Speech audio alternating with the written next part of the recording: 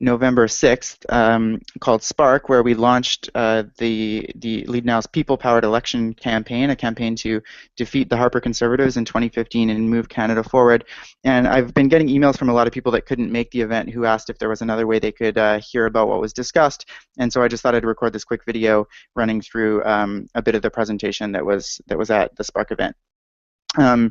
So a little bit of history on Lead Now. We formed right before the last federal election around a vision for an open democracy, a fair economy, and climate justice in Canada. And then in the election, of course, even though a majority of people voted for a new direction for the country, because of vote splitting between the opposition parties, Harper ended up winning an absolute majority with just 39% of the vote. And he had a really different vision for the country. Instead of an open democracy, Harper has run one of the most secretive and unaccountable governments in Canadian history. And instead of working for a fair economy, he's bet everything on risky boom and bust industries. And then instead of working for climate justice, he's gutted our environmental laws and trampled over Aboriginal rights to make way for tar sands expansion. The Lead Now community's response to this guy has been powerful. Hundreds of thousands of you have signed petitions. Thousands have donated for crowd-funded ad campaigns, and hundreds have organized rallies in your communities. But we've really been playing defense against Harper's attacks, and that's not what we want to be doing. What we want to be doing is working to move Canada forward on climate, equality, and democracy.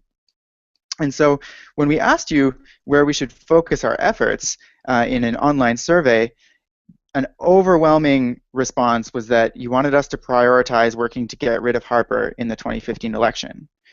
And specifically, a huge majority said that you wanted us to try and deal with vote splitting by working to focus support behind one candidate in key ridings where Conservatives could win if the vote was split. So we got to work developing a people-powered plan, and it's really been driven by your input every step of the way, starting with online surveys and webinars, and then through events like Connect in March, which were in-person events at 85 different cities across Canada. One of the things that we've heard time and time again from you is that this campaign has to be about more than just defeating Harper. We know that we're not going to get a fair economy, an open democracy, and climate justice in just one election cycle. And so really, at its heart, this campaign is about building the people power that we're going to need to push for long-term transformative change. And if we can build enough power to have an impact in the 2015 election, then after the election, political parties of all stripes will take us seriously, because they'll know that if they ignore us, that we have the power to punish them at the ballot box. So let's talk a little bit more about the specifics of the plan for 2015. The fate of the Harper government is really going to come down to a few swing ridings where the difference between a Conservative winning and another party winning could be just a few hundred or a few thousand votes. And so if we can defeat the Conservative candidates in enough of these ridings, then we can make sure that the Harper Conservatives don't win another majority government. And it turns out, not sure what happened there. It turns out that in a lot of these ridings, the Conservatives aren't winning because a majority of voters in the riding support them, but rather because the opposition vote is split across the Liberals, the NDP, and the Greens. And so if we can unite progressive voters behind one candidate in these key ridings, then we can defeat the Conservative candidates because they're relying on vote splitting to win. So let's talk about how we can do that. Our plan has 3 steps. First, we'll build a huge block of voters who commit to working together across party lines to defeat the Conservative candidate in their riding. And then once we have enough support, we'll work to focus that support behind one candidate in each riding who can win. And then finally, we'll work to make sure that everyone who's part of this campaign actually gets out to the polls to vote on election day. Now I want to dig a little bit deeper. So the way that we're going to build this block of voters is by getting people to sign what we're calling the Vote Together Pledge. So this is a pledge to vote together with thousands of people in their riding for the best candidate who can defeat the Harper Conservatives and move Canada forward. And then as more and more people sign on to the pledge, we'll work to focus their support behind the best candidates who can win. So if 1,500 people sign the pledge, we'll fundraise to do local in-riding polling and research on the candidates that are running in that riding. The polling that we're planning on doing is going to be more accurate than typical polls because usually polling is done at a national level, which won't account for local issues and the local candidates. So instead of doing that, we're going to be doing polling at the level of the riding, and so it'll be more accurate than some of the polls that have gotten it really wrong in previous elections. So if a bunch more people sign a pledge, and we're still working on the threshold here, but we're thinking between 4,000 and 6,000 pledges, and then we'll actually hold a vote to ask supporters in the riding if they want to formally endorse a candidate. So if we hit the threshold for endorsement, how are we actually going to make that endorsement decision? Because that's obviously a really important part of this campaign. The first thing that I want to stress is that any endorsement that's made won't be driven by Lead Now staff, but rather by a democratic process engaging supporters in the riding who've signed on to the campaign. And it'll have a three-step process. So first, we'll give supporters the best available information. So the polling data that we've done so that they know which candidates have a shot at winning, and then research on the candidates' positions on the issues that the Lead Now community cares about. And then once they have this information, we'll hold a vote to decide, if they want to endorse one of the candidates who has a shot at winning. And then if there's more than one candidate who's has a shot at winning, then we'd also ask which of the electable candidates they want to endorse.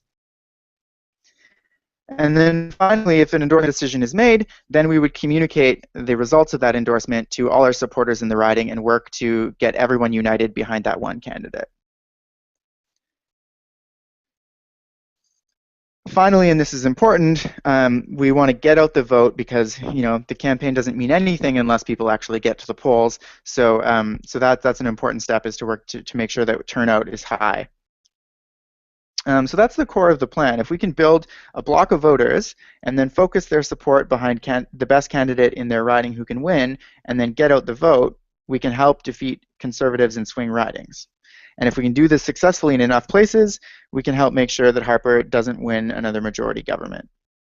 And so this is a national campaign, and there's actually Spark events like this happening all across the country. But the focus of our event in Vancouver was to talk about what's happening here locally. And so I want to talk a little bit more about that. So there's a new riding that's just been created for this election. It's called Vancouver Granville, and there's a map of it there. It runs sort of roughly from False Creek in the north down to the Fraser River in the south, and then on the western boundary it's Arbutus, and on the right it's it moves around a little bit, but Main Street and Canby sort of. And we crunched the numbers and looked at, okay, so if people had voted, if people vote in 2015 the same way that they did in 2011, what would this riding look like?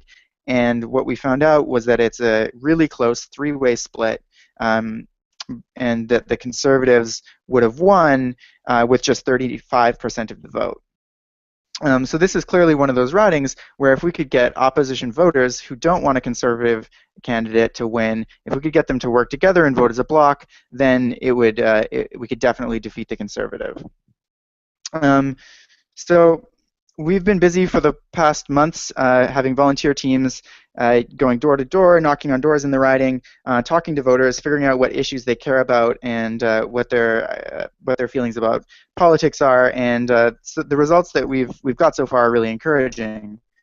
So we've surveyed hundreds of people in the Vancouver Granville riding, and when we asked them what their top issue was, what we see is that regardless of which progressive party they supported, there was some really obvious themes that were emerging. So you can see how big environment shows up in this. And then we're also seeing sort of social issues, healthcare and education coming up there.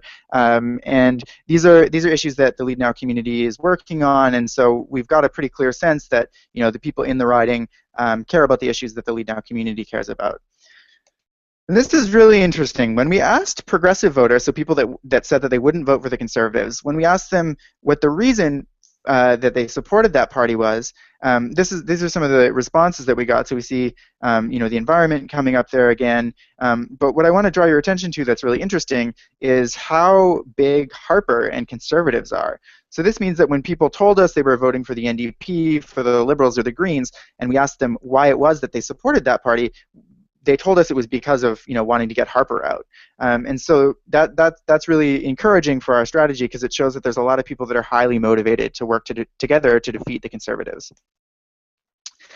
And then this is maybe the most important graph. So this is people's overall opinion of the Harper government, and what you'll see is that it's overwhelmingly negative, and particularly that red bit is the people that feel very strongly. So there's almost 10 times as many people who feel very strongly negative about the Harper government compared to those that feel very strongly positive in our survey.